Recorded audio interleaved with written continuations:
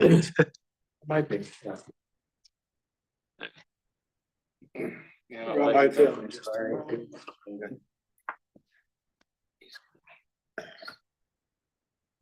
I guess we're all here except Ally. Yeah, is she on? Good to go, Mr. Chairman. Okay. Good evening, everyone. To call this meeting of Planning and Zoning Commission, Newington Planning and Zoning Commission of June 17th, 2026 to order. Please rise and pledge allegiance to the flag. Pledge allegiance to the flag. United States of America. To the republic for which it stands, one nation, under God, indivisible, with liberty and justice for all.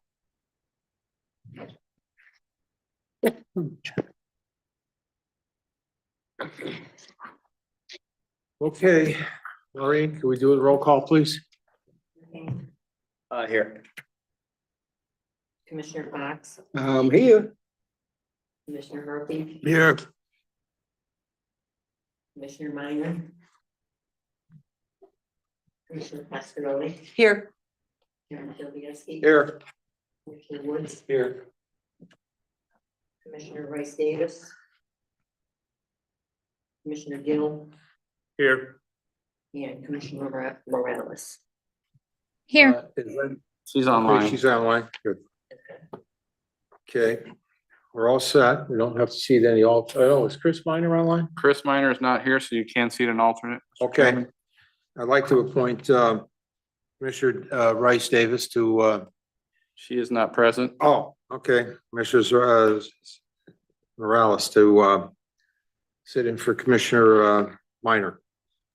Okay, Yes. all right, thank you. Approval of the agenda, Paul. No changes. Okay. Public participation limited to items not on the agenda, 3 minutes, or anyone who wishes to speak in the room, please come up or online. No one online has their hand raised, Mr. Chairman. Okay. All right, we'll move on. Remarks by commissioners. Any remarks? All right, hearing none, move on. Public hearing. Okay, so I will read the notice first. Newington Town Plan and Zoning Commission, notice of public hearing, June 17th, 2026 at 7 p.m. Notice is hereby given that the Newington Town Plan and Zoning Commission will hold a public hearing in council chambers, room 103 at Town Hall, 200 Garfield Street, Newington, Connecticut, on Wednesday, June 17th, 2026 to consider the following petitions. Petition TPZ 26-10, zoning regulation amendments to address special session Public Act 25-1, middle housing, parking requirements, and associated updates. Multiple sections, including sections 2.1, 3.10, 3.11, 3.13, 3.19, 3.20, 3.26, 4.5, 5.5, 6.0, 6.1, 7.4, and 9.2. Applicant Newington TPZ, contact Paul Dixon, Town Planner. The proposed zoning amendments are available on the Town Planner's current land use application page at link follows. This public hearing will be a Zoom webinar hybrid meeting. Information on how to attend will be posted on the town website at link follows. Petitions related materials are available for public inspection at the Town Planner's office, Town Hall Room 204, and through the published agenda at the Town Plan and Zoning Commission Agenda Center, link follows. Persons who require accommodation to participate in this public hearing should contact the town planner at 860-665-8578 or townplanner@newingtonct.gov, not less than 24 hours before the hearing. Submitted, Paul Dixon, Town Planner, and this ran in the rare reminder on June 4th and June 11th. Thank you. All right. All set with this, Paul, or? Yep, so what I will do, since you pretty much called the public hearing to order, I kind of read it in. If secretary would just, we could probably say not read the whole thing if you'd just like to call specifically the title, the TPZ 10, and then I can start kind of presenting and giving the presentation on what the hearing is. Okay, so this is a public hearing, petition TPZ 26-10, zoning regulation amendments to address special session Public Act 25-1, middle housing, parking requirements, and associated updates. multiple sections, including sections 2.1, 3.10, 3.11, 3.13, 3.19, 3.20, 3.26, 4.5, 5.5, 6.1, sorry, 6.0, and 6.1, 7.4, and 9.2, applicant Newington TPC. Okay. So since, we've been working on this regulation, for a little bit now, officially to the public hearing. So again, this is a, special meeting called specifically, for a public hearing and to present, this application. What I've also provided you tonight, I received correspondence from the town attorney, today, who actually did look, at the proposed amendments. The general comments back from the town attorney, he provided the opinion that the regulation amendments are generally consistent with House Bill 8002, which of course became Public Act, Special Session Public Act 25-1. And the approval of site plan is acceptable prerequisite under the summary review. Section 17A specifically notes summary review can account for setbacks, lot size, building frontage requirements, and that list is not exhaustive, and more specific list of zoning requirements to guide site plan review process helps both the town tie decisions to a bona fide health and safety concerns and the developer forecast which items will guide the summary review process. So in general, it's kind of noted, and this and that what is proposed tonight does not impact anything other than the commercial zones for the middle housing type of regulation. There is a specific provision in the Public Act, Section 16A, which does permit that a commission may permit it in residential zones. But up until this point, staff has not considered that and has not presented that to the commission, as that would require a little, I think, more in-depth analysis of our residential zones and a larger community conversation beyond just the commercial zones. So again, this is just for the commercial zones for the middle housing summary review process. In general, the commission is encouraged to continue kind of review the process towards establishing acceptable degrees of soundproofing. This is a part of the existing section 3.11 that just gets modified to say 10 units or more. When I go through, I'll point that out. But right now we do have a requirement that again requires soundproofing, but we're encouraged to look more specifically at what that could mean, maybe a more objective type of standard for that as well, what would be needed. The conservation and traffic mitigation, that district, and just it's the important thing just to point out that the requirements are 2 districts only per town, only 4% of the land area per district, and the town must submit a proper land description for filing with OPM. Now it says filing, that's what we hope to start working with you probably immediately right after this amendment. As we go through the process, and even if you'd like us to present it at the next meeting, I think we could start to provide some maps. We do have those pulled together. And there is and I'll get into this when we get towards that section, there is some additional language that is recommended, and I'll put it up on the screen after this, regarding kind of language that tracks the special act a little more clearly, kind of more clarifying uses, nothing that is way out of whack with it, but some things that are just recommended to very strictly track the statute. So for the benefit of the public who are watching along or who will watch later, we'll kind of go through the regulations. So as noted in section 2.1, the main additions are, and I kind of point this out for anyone looking along and anyone utilizing these markups, purple bold italics indicates an action to a section or clarifying text. As noted, amend section is above 2.1, and this appears later in the document when you see sections that say section this through this omitted for display purposes. They're not being removed. This is just for display, so we're not giving you 80 pages of documents to try to sort through. So section 2.1, amend section, add open space and add the CTM Conservation and Traffic Mitigation District. As noticed in previous meetings, the open space is already in as a zoning district. When we reviewed the regulations, we noticed it just wasn't specifically noted in the section. And since we were putting the Conservation and Traffic Mitigation District in the section, it was a good opportunity to add it in there. Again, nothing changes, nothing removed. It was already in the regulations.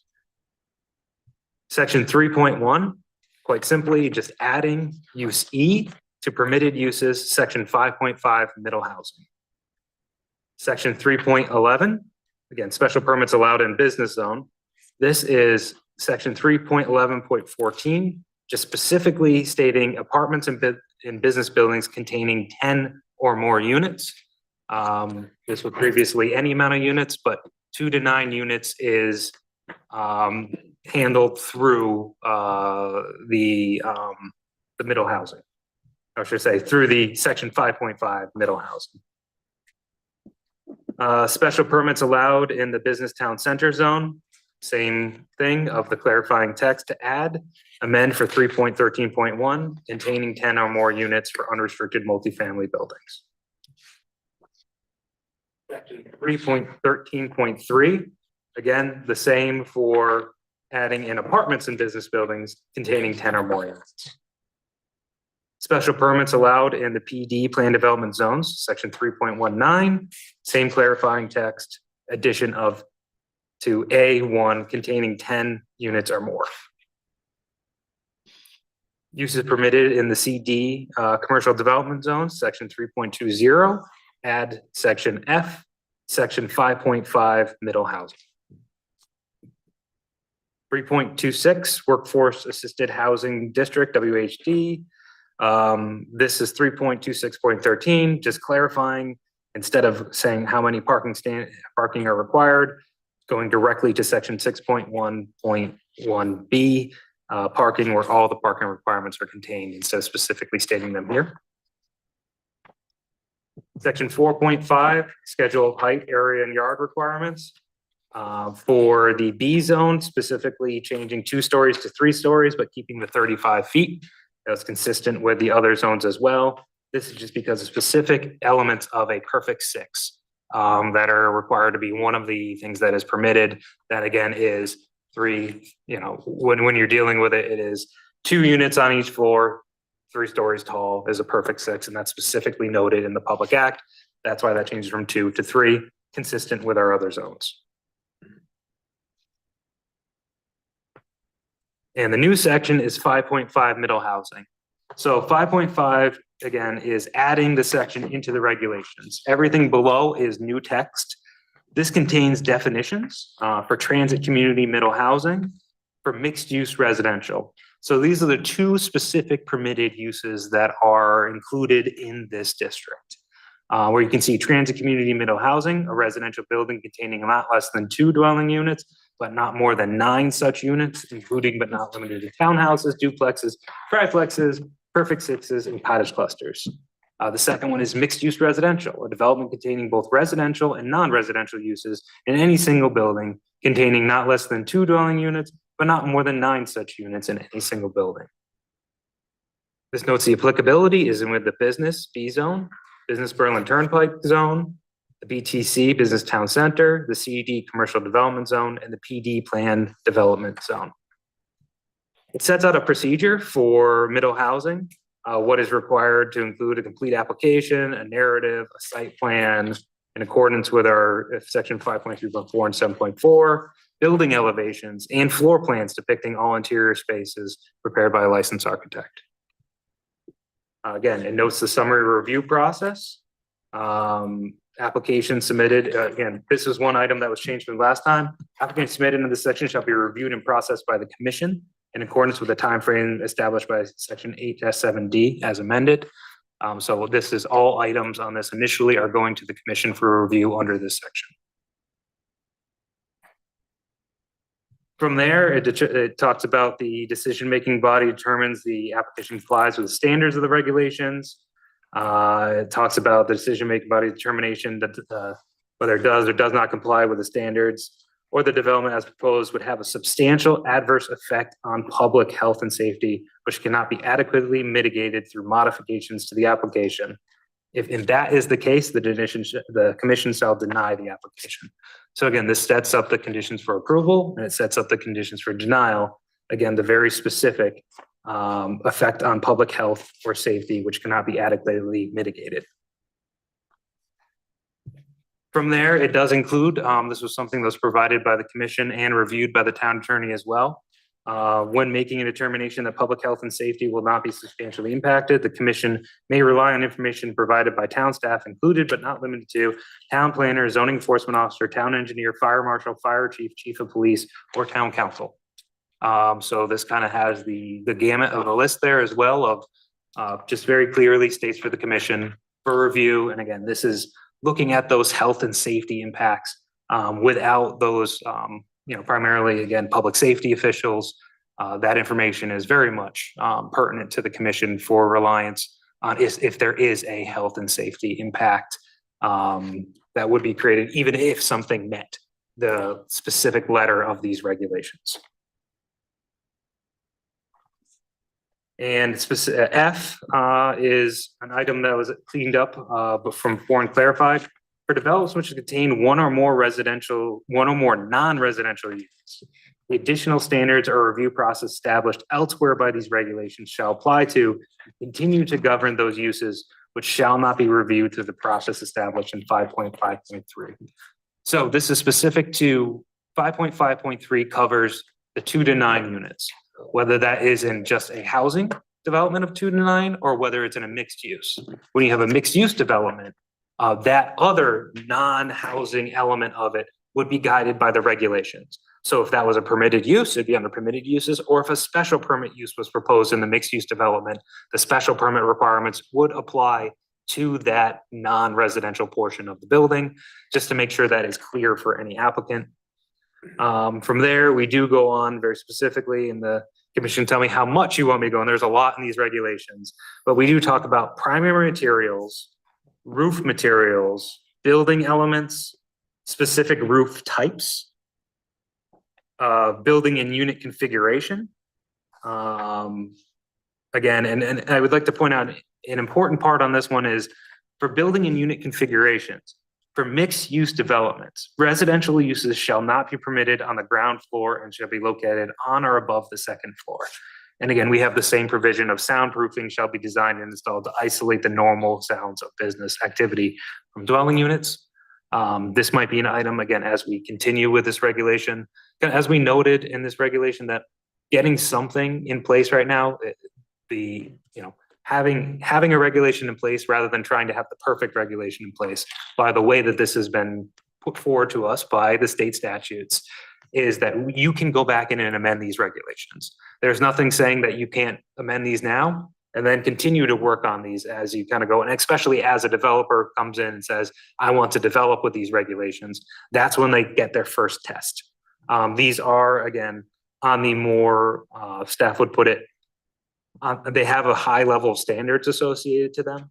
They are more form-based, kind of noticed in everything before, talking about facades, talking about building types. Again, they have a higher level, because again, when we were given the statute by the state, there's no really guiding language behind it saying this is a model regulation for it. So every town has had to figure this out through their own. So I just wanted to point out that specific part of mixed use developments that may or may not, have a concern forward about developers who come in and say, can I develop more than one thing on one lot? I've seen other areas where you have towns that have originally had that. Maybe they've allowed the rear portion of one to be residential. This would be any developer who comes in and says, this is how I can make this work or not make this work. Again, but this is our general standard to put in front of you right now. We have site, and again, if there's any questions as I go on, please feel free to jump in. Site layout and design. So parking, again, should be provided at a ratio of 1 space in accordance with 6.1. The word should there is deliberate. It's not a shall. It is a should. It is a guidance to a developer. There are very specific requirements. Again, once we get into the parking sections, that actually say on those units, you cannot specifically deny it for lack of parking. But we will get into that. But I just do want to note that is a should. It's a guidance.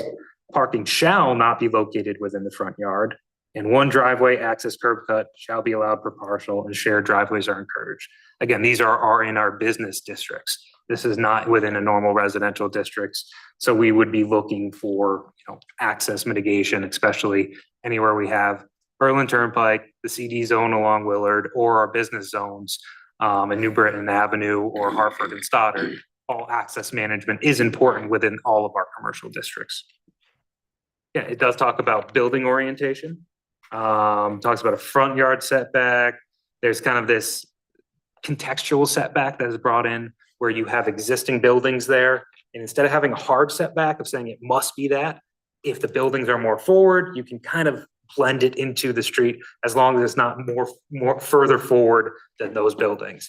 It gives you an opportunity, again, primarily, I would think this would be more applicable in our B zones, where you have things that are a lot closer to the road to build something that makes some sense contextually. It isn't just a thumb sitting way back, and it doesn't allow you to actually utilize kind of a back area of that lot.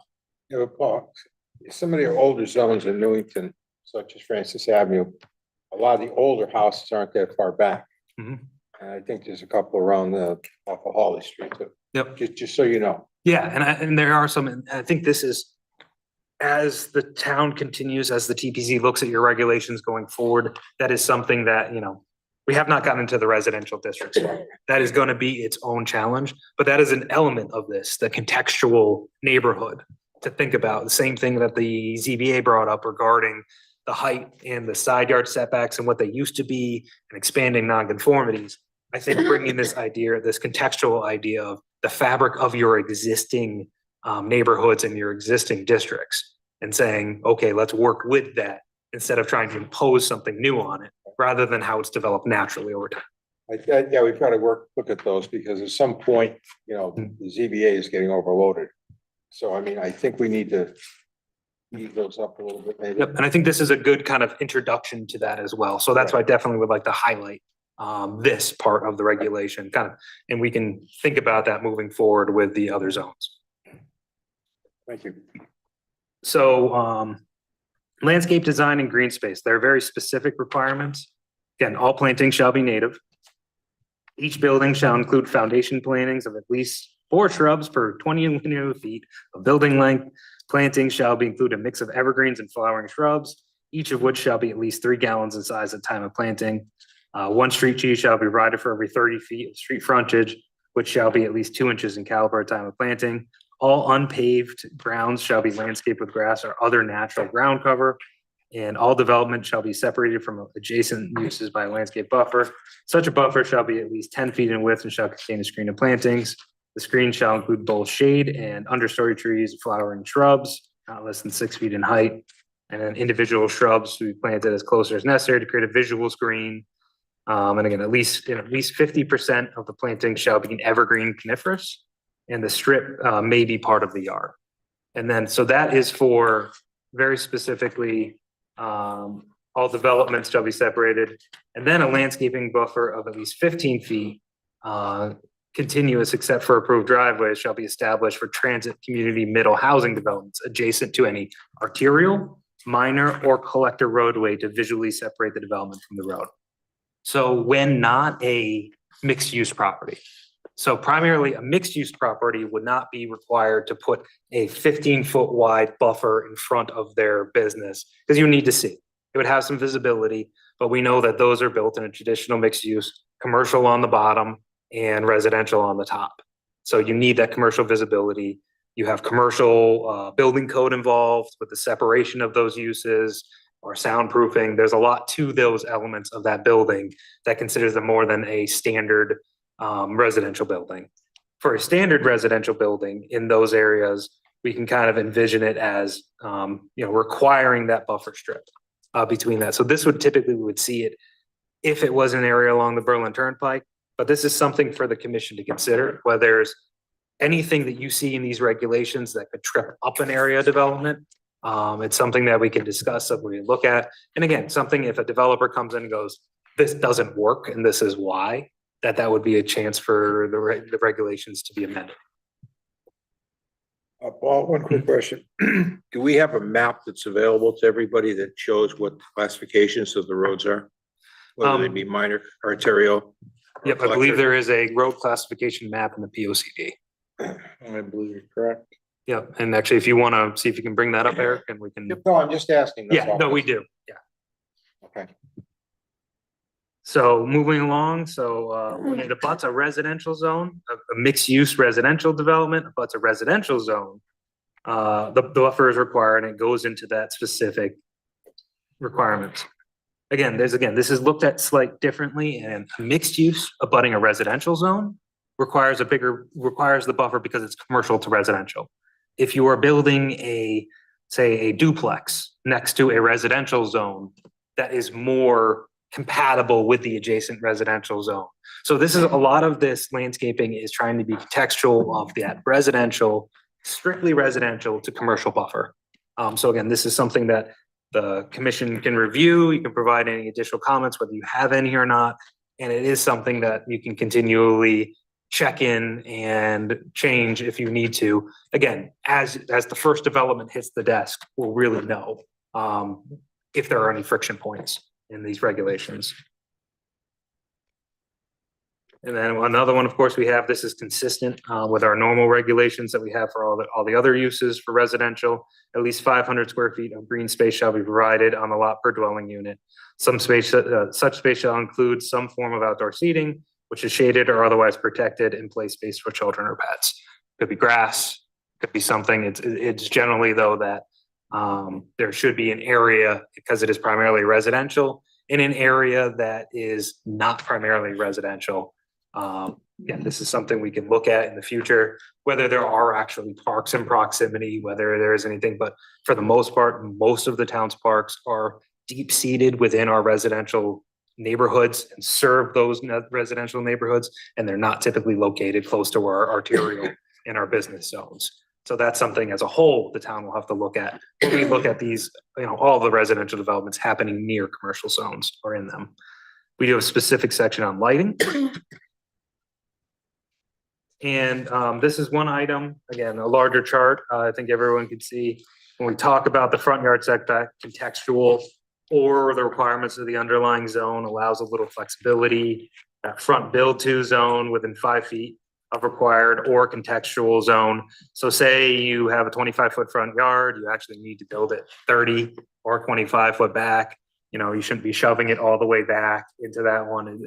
Again, it's how something is cohesively put together, because what we're looking at is business districts here, commercial districts, and looking for some type of continuity in the way our commercial districts are developed, rather than residential districts, which have residential, and it's kind of very much of a preference of how you want your individual residents to look and fit into the neighborhood. Do you mind just moving the TZ up to the corner? That is, no, that's not the easiest thing. That has to be done. Yeah. You'd have to turn off self-view. It's okay. I'll leave it for that. No problem. Okay, so another item on here that is specific, and this is something that what we have is parking and detached garage. So what is located, so in the business zone, parking in detached garage location is required to be in the side or the rear yard. In the business town center zone, the rear yard. And then again, for the business Berlin Turnpike, planned development, or CD commercial development zone, side or rear yard. This is something kind of being discussed, whether we need to refine this, whether you think that works. What we're looking at that, and other than kind of as we go through, we'll talk about that one, especially when we look at the design criteria of the houses, or the residences, should I say. Minimum overall height 2 stories, maximum 3 stories. In the PD, it would be 4, because that is the underlying zoning, and the PD is 4 stories. So what we're saying here is actually to be contextual for those areas. Again, minimum of 2 stories, maximum of 3. It wouldn't be in an area that has, it would kind of fit into the zone. Most of our area, even our commercial buildings, have some height to them compared to a very low range. So these are the building design illustrations. Again, you have the duplex. Yes. Back up I'm on that first chart. Mhm. How do we settle on 1,000 square feet? That sounds to me like it's a little too small. That's some Yep. sort of requirement, or? It's not some sort of requirement. So, again, this is, and unfortunately, Mike did send his apologies. He actually had to serve on a commission today, but he will be available. He should be available at the next meeting too. But in working with Taichi on these and the discussion, a lot of this is set because what the goal or the intent of the regulation of the act, the intent of the act is to create, again, It's an act concerning housing growth is to create housing growth. When looking at the unit sizes, the 1,000 square feet was thought about in the size of to create some more affordable type of units. Larger units do carry a larger share, a larger cost.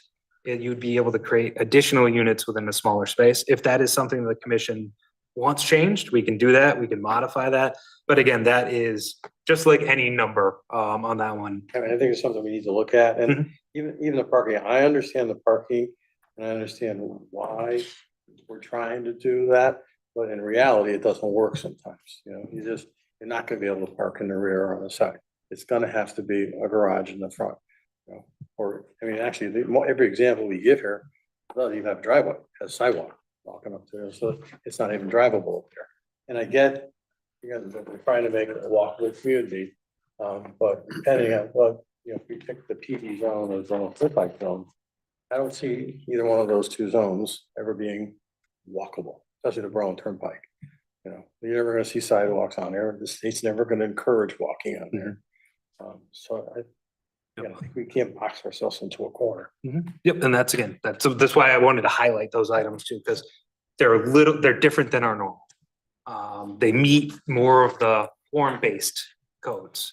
So this is, again, I would view this as our first delve into something that's a little more form-based. Maybe we could scale it on the side of them, so many at a minimum of 1,000, so many, or a maximum number at on the maximum number of 1,300.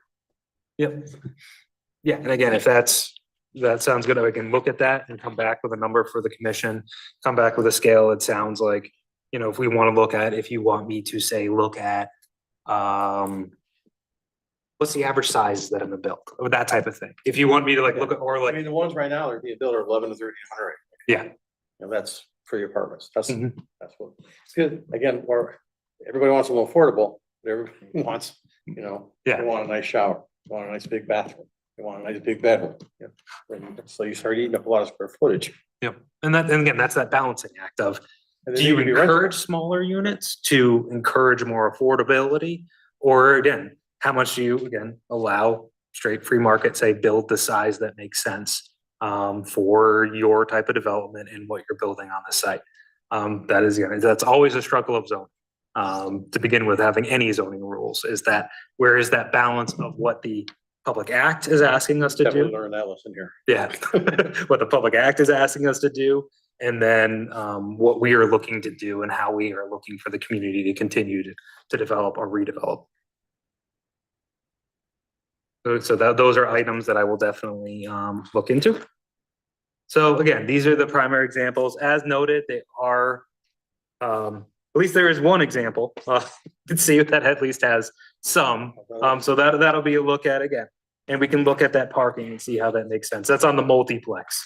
I can see there actually is one that has garages that are in it. The last round we had, there was garages. The last duplex one did have it, yes. Yep, and that was the one comment about that, that specific drawing that we incorporated in there. Again, a lot of these are primarily meant to show that the town is looking for, again, a variety, but a certain style quality to be put into the housing. It's that balance between affordability and something that fits within the context of the neighborhoods, and the context of the development zones. The Berlin Turnpike is very different than New Britain Avenue, is different than Hartford and Stoddard, is different than Willard. Every one of these commercial areas is going to look slightly different on what's there, and what makes sense on New Britain Avenue. If it's next to an existing house, might not make the same sense out on the Berlin Turnpike. But again, some areas of the Berlin Turnpike, like directly on it itself, might not be where this is looking for. This might be on the periphery of the Berlin Turnpike, on the back, on the roads that are immediately adjacent to the pike that actually have the PD or the Berlin Turnpike zoning, is where I most likely would see these type of developments happening, where there are parcels that are either defunct, whether there are parcels where vacant parcels, or whether there are areas that, again, aren't directly on the pike. Then we will see what gets proposed. I do not anticipate, someone trying to say, put one right next to O'Reilly's or something like that, but you never know. But there are, again, those streets that follow behind the Berlin Turnpike that have the same zoning, that could, I think, be, impacted by this regulation. So again, permits and certificates, pretty straightforward. No building permit shall be issued. Improvements, pretty kind of straightforward, standard language. This kind of goes, so the one thing that's a little different on this one, and if the commission is okay with it, instead of coming to the commission for a portion of this for the bonding, this would go directly to the town planner for the bonding. Larger projects come to the commission. We talk to you like, again, 3333, 96 to 100 paying. Those are big bonds. One of those was over $1 million. So like that is a large, big public safety issue. This is something that I feel is well within the purview of my office to be able to say, yeah, you need grass, you need the tree, you need to fix your curb apron, you need to pave that trench, you need to do those type of things. So that's the only difference than our normal zoning, just to point that out. But it seems like in past practice, the commission would be comfortable with that.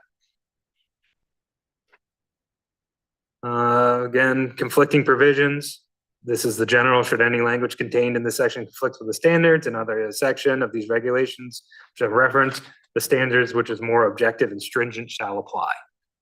So again, when we have conflict, this would be, for example, I could see this, a very specific example, how this applies, that 35 foot along the Berlin Turnpike, that if that would override the contextual setback potentially, because we still have that in place. It would be like one of those type of standards that's an overall zone standard, which is very strict.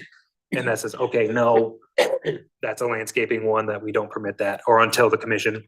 Again, hopefully one day we get something like the RAISE grant or something gets dislodged like that coming from the federal government, that we can work with all our partners like we had planned to, that really looks at that, and then we can reevaluate access along the pike. But that's one of those regulations I would see that would be part of this conflicting one.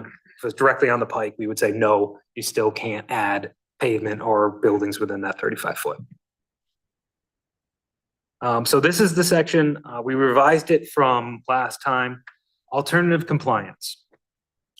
This is very specific to, it's in accordance with 5.5.3. However, in situations where incorporation of the building design or site layout standards would jeopardize the establishment of an otherwise compliant middle housing development, the applicant may request a partial deviation from such standards by special permit, which may be approved by the commission, provided the following criteria have been met, if applicable, in addition to the standards set forth in 5.2.6.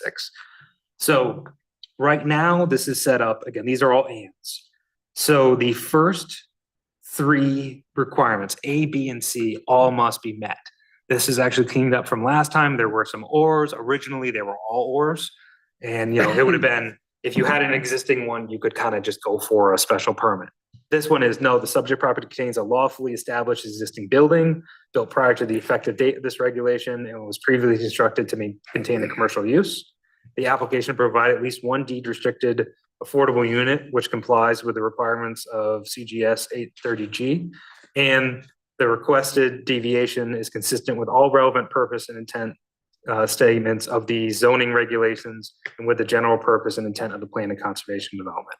So all three of those under this type of process would be met. So this is more of a conversion. This is something for the commission to think about if the public has any comments or concerns about it. But this is a three-part. You have to be an existing building. You provide a deed restricted unit, which is again a deed restricted unit, and that is consistent with the purposes. Beyond there, it does talk about will not have a substantial undue adverse effect upon adjacent property, public health, safety, and general welfare. When the type of relief requested pertains to the type of roof, such application for relief is accompanied by a statement from a professional engineer or architect which documents the constraints of that, why it can't be replaced. This is our conversion type of, again, property. And when the type of relief pertains to the required location of on-street parking, such application for relief is accompanied by an alternative plan which demonstrates how the required green space was provided and how such parking is to be screened from the roadway. So this is primarily for existing commercial, because again, we could see that, and this was talking about the parking one, an existing commercial, all the parking is already in front. Most of our parking in our area is strip mall type development, small, large on that one where you have one building, multi-building tenancy, but all the parking is directly in front. There's no other way for it to go.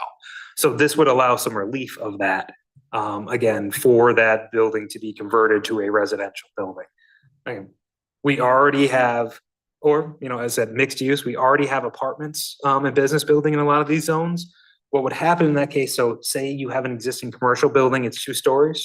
The applicant comes in and says, well, I want to do a mixed use by summary review. I don't want to go the special permits 10. Okay, if you meet these requirements for summary review, come to the commission, get your mixed use summary review. You have your parking in front. We go into this, and again, you might want to review this, and again, how this all works together. There's a lot of elements to this. Some of them, we would have to think about if they do conflict and how they may conflict as we read through these. From there, we add section, so that's the core section of this regulation is that middle housing section 5.3. All the way to 5.3, or 5.5, sorry, 5.5, all the way to 5.514. From there, we have on the special regulations, we add a new section, which is the Conservation and Traffic Mitigation District. We discussed this previously. This just gives the outline for it, and then we plan to start discussing where this goes. And other than that, this was reviewed by the town attorney with no issues found. Street parking and loading regulation. Primarily, we change those requirements from at least 2, durably adequately maintained. We require it again. We specifically, what we do is we call out, clean up the requirements that were specifically in this section, put them down in the chart as below, and talk about the chapter 124.83N, which again says a residential development containing fewer than 17 dwelling units and not located within a duly established conservation and traffic mitigation district shall not be denied, rejected, or conditioned based solely on the lack of specific number of off-street parking spaces. Again, that's the health and safety aspect of a review. This is the one where we would be discussing with police, fire marshal, fire chief, figuring out how things work in the zone, just making sure that there would be some other way to serve this area that the residences would be able to be, come and go without unduly parking on the road or in a front yard, and discuss that with the developer. Again, we talk about, again, containing 17 or more dwelling units, we can require parking. Or located in the conservation and traffic mitigation district. So the only 2 areas where we can now require parking for residential, either of 17 or more, or within that CTM. Again, in those areas though, the developer is permitted to permit a parking needs assessment, that we can require that 1 per 1, and for 1 parking space per studio or 1 bedroom, 2 parking space per 2 bedroom or more. Standard what Newington adopted, I think that was in 2021 in the legislative session where they put that forward. But now the developer is able to demonstrate and submit a parking needs assessment that can show that in a certain case where there is access to public transportation, existing public and private resources, shared parking, projected future demand for development, and that could mitigate that parking demand. Again, this has to be submitted by a professional. We do have a definition for that specifically under section 9.2, which is a report paid for by the developer, which analyzes existing public and private parking that could be used, public transportation options, projected future needs for off-street parking, and any relevant local traffic, parking, or safety study with the purpose of submitting an appropriate number of parking spaces for the proposed development. Those are the elements that will be required to be demonstrated to the commission on 17 or more, or within a CTM. If someone says, I do not want to provide the amount of parking, or I do not need to provide the amount of parking that we've asked for. And so while I'm here, what I can do then is I will bring up the changes and put them on the screen for the commission. This is what I handed out a little earlier. Stop the share and then restart.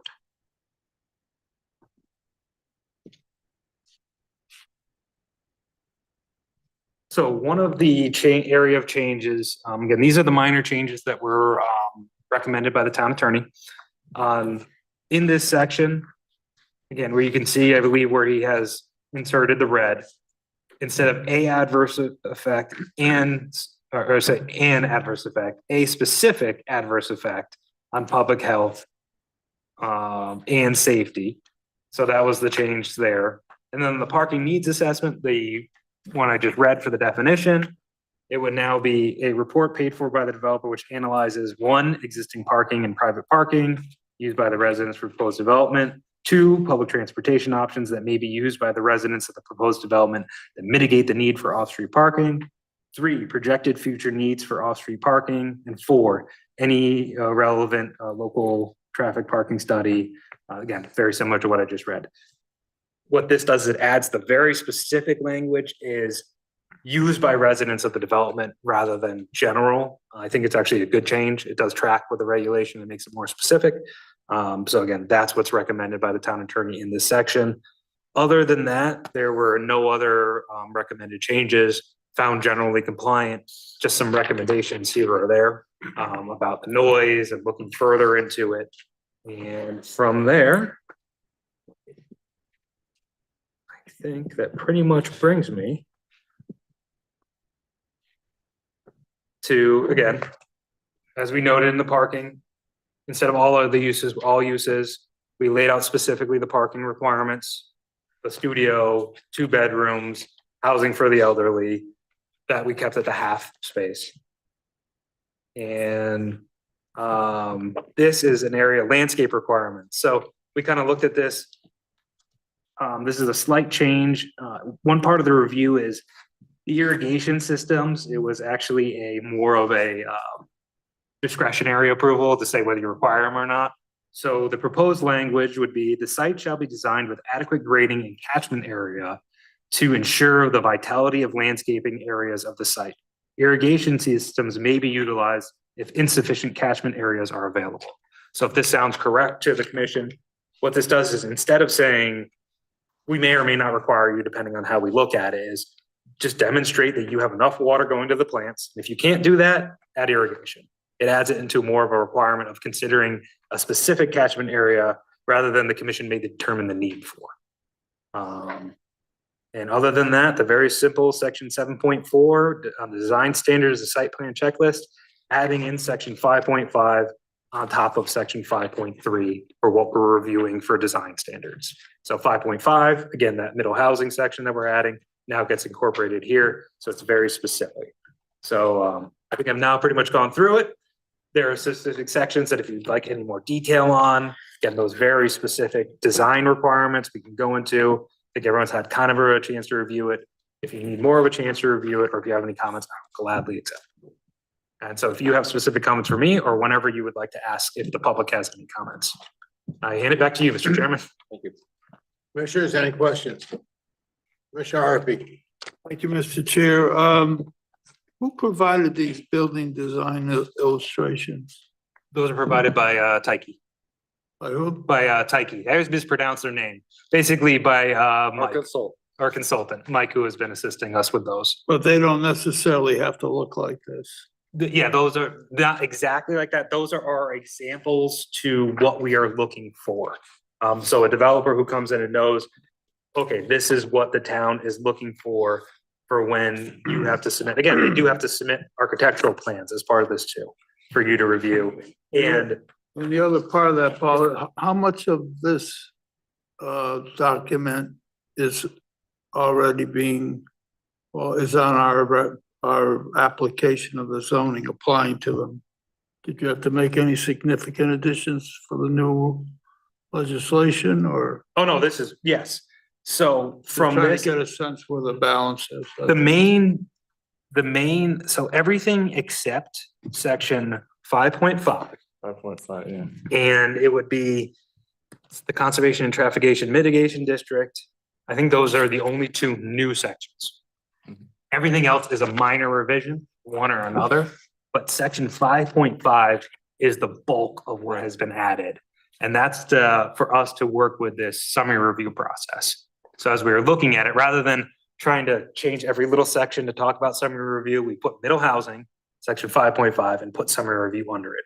And I have one last micro question. As the town attorney provided his information, he talks about what we're doing is consistent with HB 8002. And I'm wondering, did he have any discussion where safe harbor would still be provided to this commission if we meet goals? For example, with affordable housing, the safe harbor comes in as a temporary relief from being sued. If you've hit 10% on that, and then you're in a moratorium stage, correct? Yeah, so that would be specifically under the 830G statute, correct? Okay, so is the safe harbor provision still active in this other language? Or we don't know, because So- I couldn't find it and OPM didn't know, which was a little shocking to me. Yeah, this regulation, this public, so there are sections of the larger special session public act that do talk about, and it's actually gonna be a lot when we get into the housing growth plan and when we talk about zones, like there are zoning tools the town can do to give yourself more points towards a moratorium if you need a moratorium. As noted, we are in the safe harbor part of the statute now with over 10%. Going forward, we will only know if that changes year to year. So right now, again, those numbers are typical fluctuating numbers on those would be tenant rental assistance, people getting specific assistance to them for their dwelling unit, or for the Chaffa mortgages, which the town saw a very large increase in our Chaffa mortgages because of how our town has developed. We have very small ranches. We have things in that 1,000 to 1,200 range of 2 bedrooms that are out there that for the affordable price of $350,000 nowadays is what you can buy. But that's what's considered affordable, and that's what Chaffa mortgages have been really using. So those are areas, this regulation itself will not impact that. This is not something that will help us out of it or get us into it. This is specifically to address some sections. So if I might just wind up, the safe harbor provision not being stated in this go forward language, you're not concerned about, or the attorney isn't concerned about? Because I don't see where we would have any temporary shield from suit if we got into, for example, a conversation on alternative compliance. Here, and I'll be quick. A bill that's passed under the emergency certification is an unhealthy bill. This bill, admittedly, by the research that Connecticut Mirror newspaper did through their nonpartisan group, has language in it that conflicts with existing law that we're under, law what 169 towns are under. Now, I know none of us can do anything about that, but can you have a discussion? I'd like to, Mr. Chairman, to have Paul have a further discussion on the safe harbor issue. Yep, so Get his opinion. if you Mr. will. Chairman, if I may, I can provide, and again, I will give Jesus. not a lawyer, not a legal opinion, but I will give I know, I'm just trying to Yeah. settle. with the concept of if something were appealed under this, and again, this is the high level, and I will talk to the town attorney to kind of clarify. But if something is appealed under this, it follows a typical standard appeal process. So it's not like an 830G appeal. So that's the main difference between the 830G Act, 830G statute, and typical zoning. Anyone can appeal under any decision that is made. If a commission denies an application, that applicant can appeal. The difference is the showing from that appeal. Under 830G, as we know, the showing that is on the town's burden from the start of that. It didn't, we would have to prove it created a very specific health and safety. We'd have to prove a lot of information, have a lot of expert testimony that would have to refute everything. Under a standard appeal process, it is on the applicant to prove that how the commission acted was out of scope with their regulations. And these regulations have very specific standards. But what is the ultimate goal? What are we supposed to accomplish on behalf of the state and ourselves under this new legislation. I don't understand it. It's so shotgunned. I don't know what the goal is from the state. What are we, I know housing, but what's the next level we go to? Are we still at a 10%? Are we at a 20%? Where do we avoid having an issue, I guess is my question. And even OPM couldn't answer. So, you know, we'll see how it goes with what I got back. So that's the only concern, because the penalties for this thing, the punitive penalties are pretty strict. You lose all of your bonding in terms of schools, because you wouldn't be able to get reimbursement on the schools. That was one of them. The other one was you can't have local or public hearings any longer if you violate these statutes. And I don't know. And They're very clear on their penalties, very clear. There's no question about what the penalties are, but beyond that, I don't think things are clear. Yep. Yeah, and there are specific elements to this, as we talked about on the, well, only this for the summary review, not having a public hearing. I haven't seen those penalties up to that level. And again, I think what we do just need to remember is when we have this, these are very specific section of this act. There's a lot of sections of SSPA 25-1, and there are sections that deal with the housing growth plan. There are ones that talk about transit districts themselves. There are lots of different moving targets of it that the town's gonna have to work towards that are due 2028, for example, for the housing growth plan. That's something that we will have to get to that, and that's when a lot of those forward-thinking plans have planned for it on that. Again, when we'll get a number from OPM, we'll give a number to CROG will give a number to the towns, and the towns will all should be involved in that process, of the whole process. But that will be separate from what we're talking about on this. So this does not impact that 830G. It doesn't impact that safe harbor. Again, as you noted, it's in the name of the title, an act concerning housing growth.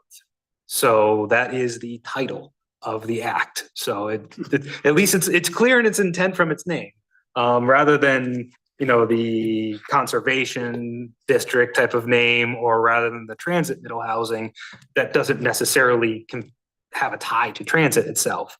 The name of the bill is an act concerning housing growth. So it's, you know, it's clear that yes, this does permit housing, that summary review process. But the goal of staff is to provide you with the tools you need to review these, to have the standards of the community incorporated in that. Thank you, Mr. Chairman. Commissioner Fox, any questions? No, thank you, I'm all set. Commissioner Gill? Well said. Commissioner Kane? So if there were changes to be made to any of this, we would have to re-notice a public hearing.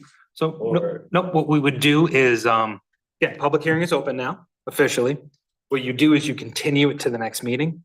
Any changes that I can make to this document, if you would like to ask for them, you can technically make small changes at the meeting itself. We can redline, we can talk about the amendments. And I think that's something you can think about if there are any areas you want to tweak. If there's anything right now you say, change this sentence, add something here, I'll come with something as an option at the next meeting, which is in a week. But you know, it's staff's anticipation that the commission would want to continue this to the next meeting. That's why we did this as a two-parter, to provide. So yes, if there's anything directly, please let me know. Yeah, well, there's just a lot of stylistic issues, like, for example, on page 7. You have 5.5.1 definition, no period, and you have 5.5.2 applicability with a period, procedure has a period.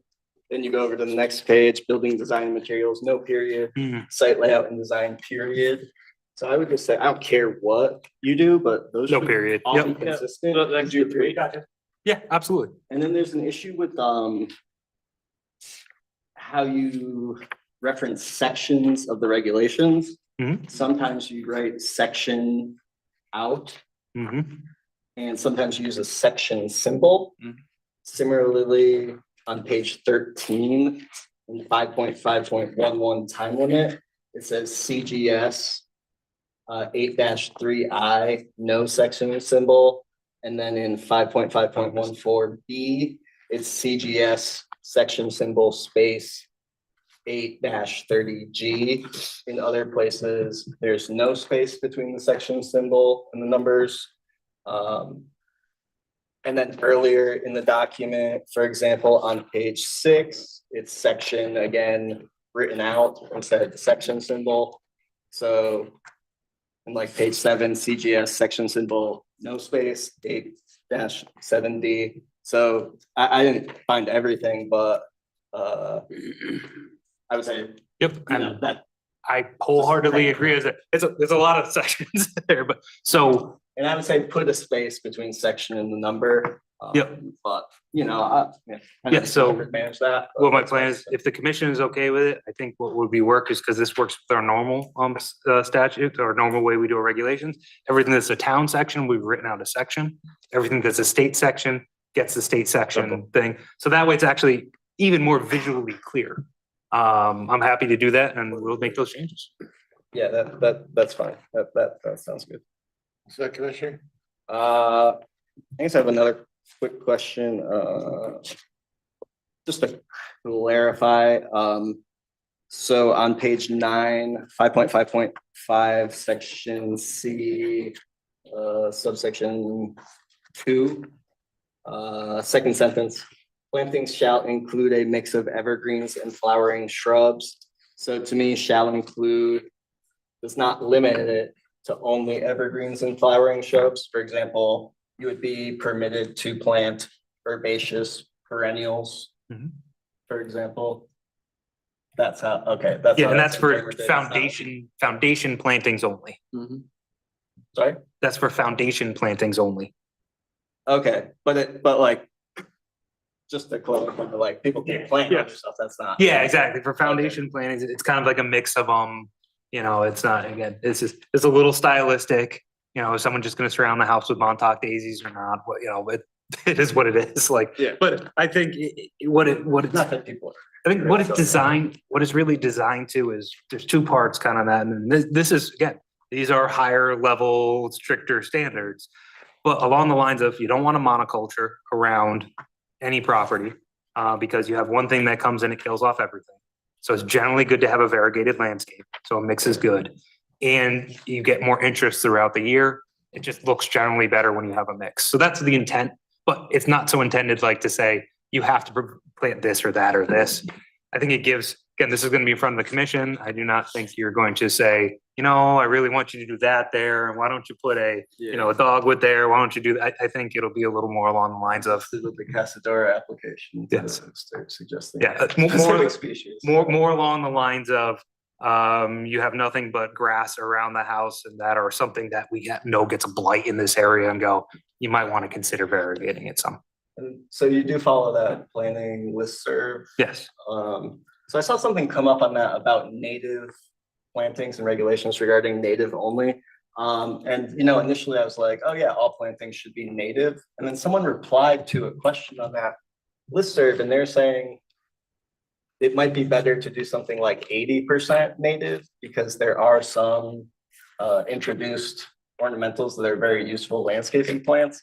Now, I'm not, I'm okay with all native, but I want to call your attention to that, because maybe you hadn't heard that perspective or point of view where maybe like 80% is good, but I kind of want to just call your attention to it at this point, but since the middle housing isn't going to be a large portion of town, I don't think we need to really go over this too finally, but maybe for like future sections. Maybe look into that, because I might be misremembering and I might be wrong, or the person that was offering their opinion might be mistaken. So I just kind of want to call attention to that, and that's all. That's all. Okay, thanks, Commissioner Pascarelli. No, I'm all set. Commissioner Woods? Commissioner Morales? Okay. Well, I think you did a good job for the start. Get this tightened up. Sorry, I was on mute. I do, may I make a quick comment if that's okay? Sure, that's what we're asking. Yes, okay. So under section 3.11 and then the subsection I guess 3.11.14, there's wording that states apartments provide affordable housing accommodations that fulfill a community need, provided the following conditions are met. So the conditions that are listed in this section have nothing to do with affordability. If anything, Yep. the square footage makes the apartments more expensive, you know, Yep. can you provide some explanation as to how that makes apartments affordable? Yep. So I will just provide some clarification, that is not a section of the regulations that we're proposing changes. That's our existing. Well, that- So I believe the only, and you said it was 3.13 or 311.14. 311. Move back to that. Yeah, Charlie. 311.14. Yeah, so I'll bring it up actually on the screen, so those watching along, once I get back way up there. So 311.14, the interesting part of that is the only new text is what I'm highlighting right there. So this is generally part of our existing regulations. So again, we can't speak back to, but probably when this was added, again, apartments and business buildings has been a part of Newington's regulations for a very long time. I believe. This got codified probably in 2020. Yeah, but the apartments itself, we've seen some stuff in old regulations. I think that's more of a very general. Correct. And the 1,000 square feet is land area for development. So instead of 1,000 square foot lot, that's land area, which is actually very dense. If you think about our existing, you think about it, you have 43,560 square feet. So that's 43 units per acre. So that's dense. That's above what a lot of towns, and that's the existing on the record for apartments. Now, that can never really easily be met because of parking requirements, space requirements, just general dimensions of a lot. But that is a very permissive. So yeah, again, for the clarifications, again, it's just the way these zoning regulations are. That's the pre-existing. But yes, and the 1,000 is specific for the land area that's required. Okay.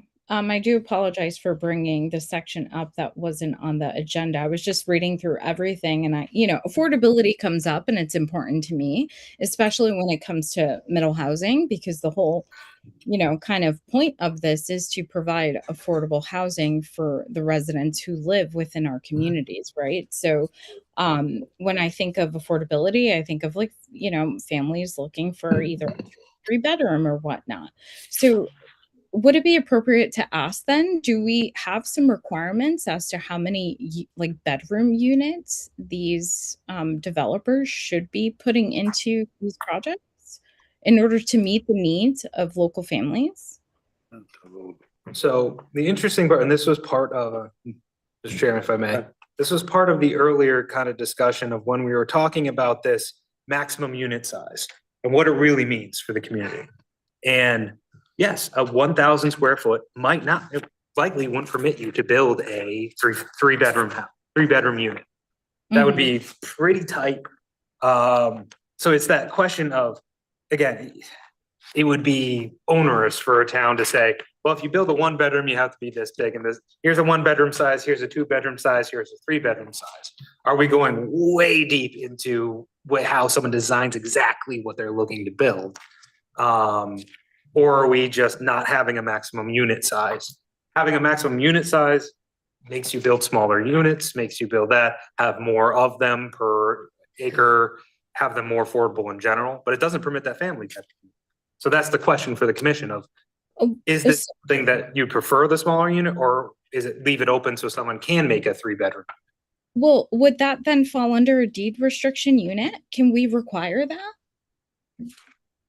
So in the regulations right now, there's nothing in these regulations that require specific amount of deed restricted units other than someone looking for the special permit for modifying it. So an existing commercial, that's where we're adding that requirement in, is if you have an existing commercial space and you want to say, I'm converting this all to residential, we go, well, as part of that special permit, you have to provide a deed restricted unit, at least one.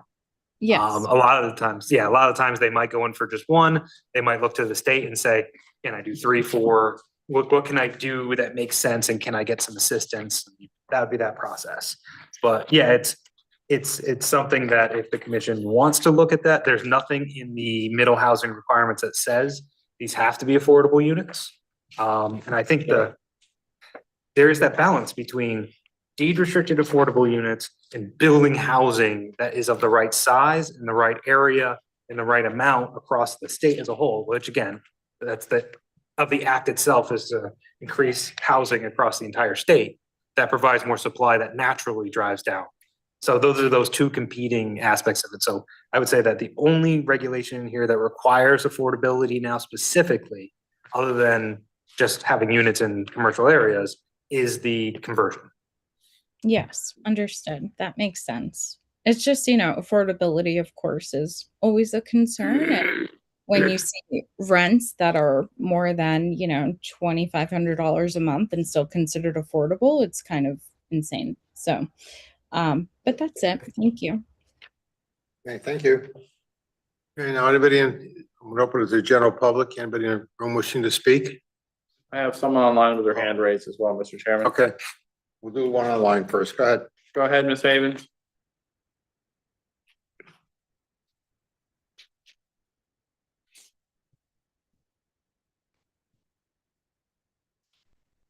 Go ahead, Ms. Haven. Hi, the little button, the little pop-up to unmute just came up, so. Okay, Dana Havens, 113 Stoddard Avenue. Speaking of Stoddard Avenue, you said it way too many times for my comfort tonight. But I do have a concern regarding the drawings and areas like Stoddard Avenue and the other side streets off the Pike that may fall under this middle housing. If you look at the drawing for multiplex, the 4.9, that yellow building, that's not our type of housing here. It looks like something you see when you take the Ellis Street exit off of Route 9. I was just wondering if, you can kind of change that drawing for the multiplex 4.9 to something more homey looking. That's it. Thank you. Anybody else? That is all Okay. right at Great. the moment. They have their hand raised. Sorry. No one else has their hand raised online yet, Mr. Chairman. Please come up, state your name and address for the record, please. Patrick Snow, 110 Court Street, Cromwell, Connecticut. I'm just commenting this from a new construction perspective. And one of the things I know with a new regulation, it's hard to meet everything that you're doing. And just to be transparent, I'm doing it based on a project I have coming up that will be in front of this commission one way or another, which is behind the Aldi's property. Just to give you a quick reference, I don't have to, but one of the things I heard in the regulation was there's a lot of give and take with what the commission is going to do. As Paul was speaking, one of the things I think may work, it would be the new construction alternative as opposed to just the existing that he referenced. I don't know if that's something that can be done or the commission could consider. So as I look through the regulations, there's a bunch of things that maybe just don't apply to the project. For example, we're thinking of doing more townhouse style units, which if you do a townhouse style unit, that garage in front is probably the best spot for it, not in the rear of the property. So maybe there's a way to incorporate something like that. Another one is we want to include commercial with that location I just mentioned. You have commercial on one side, you have condos on another side. So maybe there's a way to make a row of townhouses and then a row of commercial, as opposed to all the residential being on a second floor. In my experience with that type of arrangement with the residential on second floor, there's always a conflict with the business below. If it's not noise, if it's not smell, if it's not something else. If I could separate that from a developer's perspective, I think that's a better alternative than putting your residents above. Again, those are just my opinions and what I see here. Even if it's not mine, if there is another parcel in town that is a new construction, we're never going to meet. There's going to be a condition. So it would be nice to have an alternative that you can come in and say, hey, we're going to go under this alternative, as opposed to trying to change a regulation. From our side, to change a regulation is a huge undertaking, even if it's one simple word, as opposed to just being able to go under a section that just says, hey, here's an alternate. We agree to go back and forth and to figure something out because it makes sense on this particular project. So those are I have specific comments. One of the other ones was on the landscaping. To make a 500 square foot, if you're trying to combine a commercial and a residential, to make a 500 square foot area of open space for enjoyment is one thing, but the regulation reads like it had to be for children and pets. It would just be nicer to have a little more flexibility, because just if you're, as a property owner, to make something for children, what does that mean? It typically means a playscape, something else, which always means insurance that will go through the roof, that you don't want to see that. I'm not opposed, but the way that regulation read is it had to be that open square footage, and that, there had to be something there for kids. First of all, it's a definition problem. Second of all, whatever you put there is going to be an insurance liability from a property owner's side. So those are my specifics. I would like to see if it's at all possible to keep it, when an applicant does come in, there's some regulation we could fall under that just says, hey, we don't meet it here, but we meet it here, or something the commission wants to do to go back and forth. Something that's specified would be nice from a new construction person. All right, thank you. You're welcome. Anyone else? State your name and address for record. Hi, Jacob Knowlton, 10 Hillside Street. I'm going to do the same thing, put on my citizen cap, my resident cap, and then take it off, put on my CROG cap real quick. The first thing I want to comment on, resident cap is on. The drawing of the perfect six, I would recommend keeping that in, because you kind of have to demonstrate what a perfect six looks like according to these requirements. Not that you have to keep it in these regs, but it would be good if you came up with a design that represents to developers what you're looking for a perfect six. I'm not one to regulate what type of housing goes in too much. I prefer flexibility, and honestly, a perfect six provides great apartments. You get a lot of great natural light because of those bay window shaped structures on the side. And a lot of my friends enjoy them, including myself, when we moved out of college. So I don't think it's something we should just write off right away because we don't have it in town already, right? We go through change is natural. The second thing I wanted to bring up is the 1,000 square foot unit max unit size. I think I've already kind of commented on this, that it's a little strange or maybe not strange, but I don't think it's necessary to include the maximum.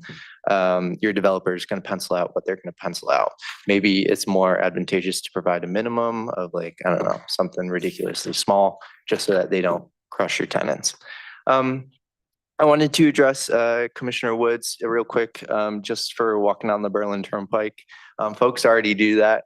Not to say, hey, that's a dated way of thinking, but especially with who I see going into DOT, including and at CROG, the way we're having these conversations about walking on areas like that is more so people are already doing it. We have a responsibility to provide safe infrastructure for them to do it, or to walk, regardless of how much we wish they wouldn't, they're already doing it. So in terms of making the Berlin Turnpike walkable, it might not be a pedestrian playground, but we kind of have to look to provide safe access for folks there.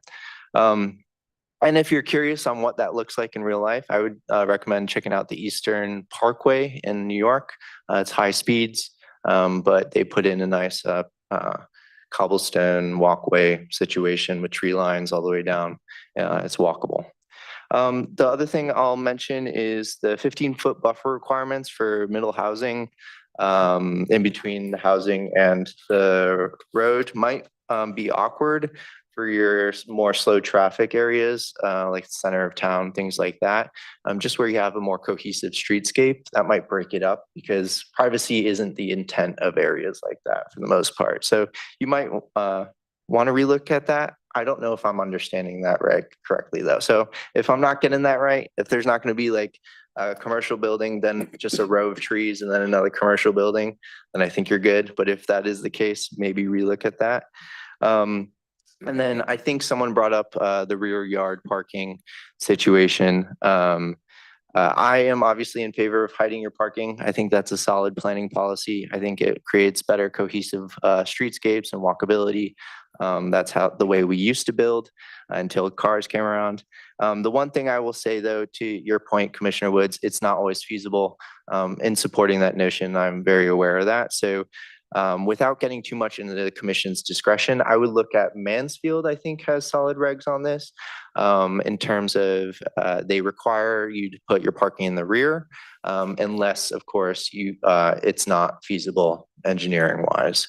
I forget what specific language they have, but you can always throw an asterisk and then underneath say, unless yada, yada, yada, which I would recommend doing because you always want to advocate for the best. And that's why I say for your drawings, keep it so that you're not advertising garages all the time. It's not saying you can't do it, but in terms of what you want in town,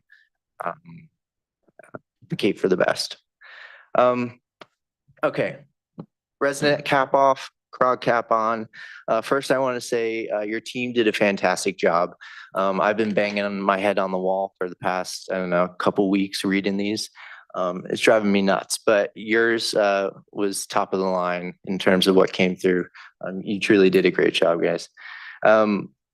I wanted to address why CROG is not, I don't know if you saw our communications, but why we're not really commenting on these too much. It's because we've decided to go the route of unless there's a regional conflict, unless you're going to conflict with the neighboring town, we're going to let you guys handle your business kind of deal. And that's the way I've been directed. So that's why you're not going to see any praise or negative comments from us.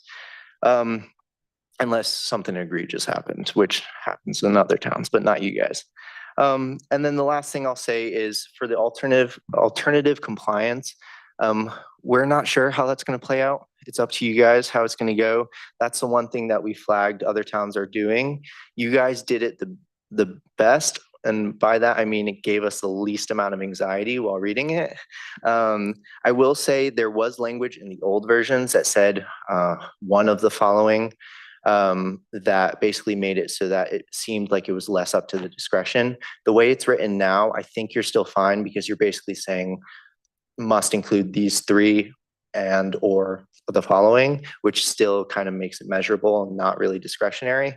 But that's the one thing that I would say is, I don't know, so keep an eye on that.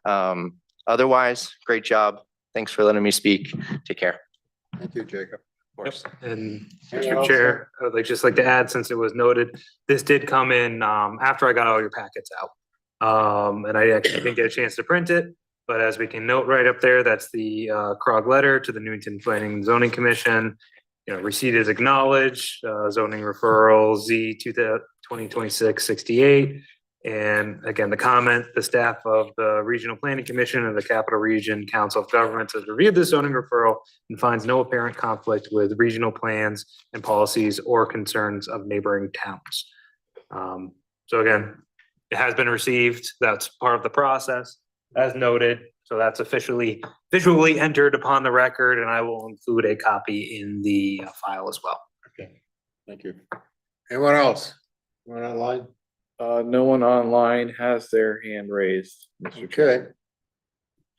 Okay. Approval of minutes, we don't have any. New business? Gotta make a motion, we could open, correct? Yeah, so it would be, since the public hearing is open, there would be a motion to continue it to the Yes. next regular, and there is Right. one prepared Sorry. for you. Take a motion to continue this. Mr. Chair, I move to continue the public hearing to the next regularly scheduled TPZ meeting on June 24th, 2026. Is there a second? Second. All in favor? Aye. Opposed? All set. Okay, any petitions for scheduling? None. Okay. Town planner report? I don't have too much to update on this one. I'll have more to update you on the next meeting as well. I think, it says as we're working through some different items. Other than that, we potentially I might be reaching out to you for a special meeting on the 30th or not, or likely it would be the normal meeting as I work through one previous item with the town attorney. All right, any communications? I don't know what you showed us, Paul. Yep, none. Okay. Public participation, second round. Go ahead, Rose. Hi, Rose Lyons, 46 Elton Drive. I don't know what was going on earlier when you were having public participation during the public hearing, but when Dana was trying to get in, you were telling me to unmute, and I really had nothing to say, but now I have something to say. So I just want to thank you for the presentation and the explanation of things. Just when I thought that I was never going to hear affordable housing again when we reached our goal under 830G, much to my dismay, the legislators decided to throw something else at you, at us, the general public, and I still think in my mind, I know what affordable housing is under 830G, but when they start putting it in some of the other laws that they're writing, it gets a little bit of a gray area. That being said, I hope that people, as I've said in the past, that have so much to say, start paying attention and listen to these meetings, and if they have questions, ask, and I'm sure that Paul or Eric or maybe even whoever is at the table would be more than willing and able to give some responses or answers to the questions, and let's leave it in the room that it's being discussed in now and keep it off of Facebook. I'm asking for a lot, I know.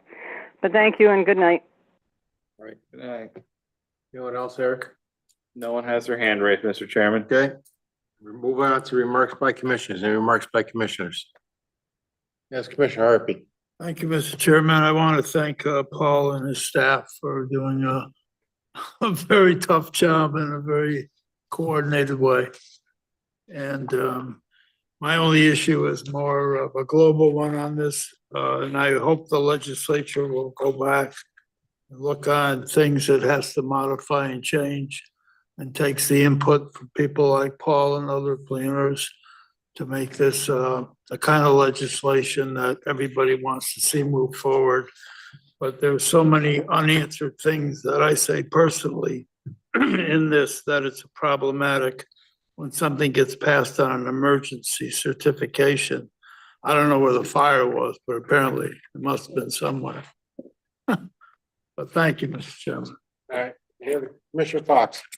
Thank you, Mr. Chairman, and thank you, Paul and Eric and Charlie for all the work on this, and the presentation today was really good. And I think like most of you, I'm still a little bit confused about, why this had to be done so quickly and why we need this little housing thing. Of course, as Ms. Lyons said, of course, we had to worry about affordable housing, but, we're doing pretty well. So thanks again. We'll see what happens in the next couple of weeks. Thank you. Anybody else? Any other commissioners? Commissioner Morales, anything else? Not at this time. Thank you. Okay. Commissioner Woods. Thank you. I'm not gonna go after Phil. It's actually Jack. Oh, I play Phil all the time, Jay. You're Phil. think we know. Unfortunately. It's okay, I got it. But I know who you are. I agree with a lot of the points you brought up with the Berlin Turnpike. But the fact is, and I'm only gonna go back to 1945, end of World War II. End of World War II to today, 81 years. And I will admit, right now, they at least are putting in safe crosswalks. Well, where do you go from there? So we've had 81 years, right? There's still, to my knowledge, is there any sidewalk on the Berlin Turnpike? No, there's none, right? I know the Walgreens, when that went in, it's on the side road, but nothing on the turnpike. It needs to be walkable. And I guess we've got to maybe work with DOT to try to find that solution. But I don't see it happening anytime soon. I don't see it happening in my lifetime. I hope that it does. But again, and I think you've done an excellent job. I like your comments. You pay attention to us. You spend a lot of time here. You give us both professional and your perspective as a resident, which I like a lot. And Paul, I think it's coming back off of one of those points. I wanted to raise it to 1,300 square feet. I have no problem if we eliminate it. Just, and I think maybe it should be borne by the market.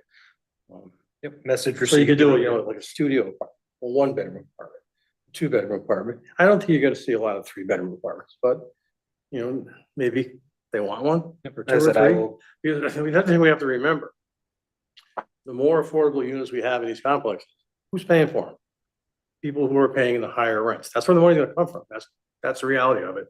So you have to have a mix of market rate and affordable. Otherwise, it's not gonna work. And the other thing is on the PD zone, are we boxing ourselves into a corner? But as I see it on the PD zone, the minimum is 5 acres for residential. Can we get it so it's back down to 2 acres for this particular act only? yep, so I'll address it. Again, we have kind of the public hearing open and stuff like Yeah. that.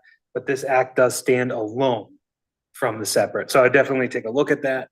But this act does stand alone as its own specific act. But I will make sure to provide information at the next hearing that Just think It's of clear to that. if you have a 5 acre parcel or larger, chances of it being developed, the kind of scenario that we're looking at today is 0, right? In my opinion. So I think we need to lower that acreage. That's it, Mr. Chairman. Thank you. Oh, you guys did a great job. A lot of hard, this has been going on for months. People don't realize. Well, I personally think you did a fantastic job. It's a tough road to get done, very short time frame. However, if we got a good start, just finish it, round it out with some other stuff that we have to do that we brought up tonight. And we should have the document moving forward. Then we can sell it to Krog. With that, I'll entertain a motion to adjourn. So move. Second, Second. all in favor? Aye. Thank you very much. Have a good night, everyone.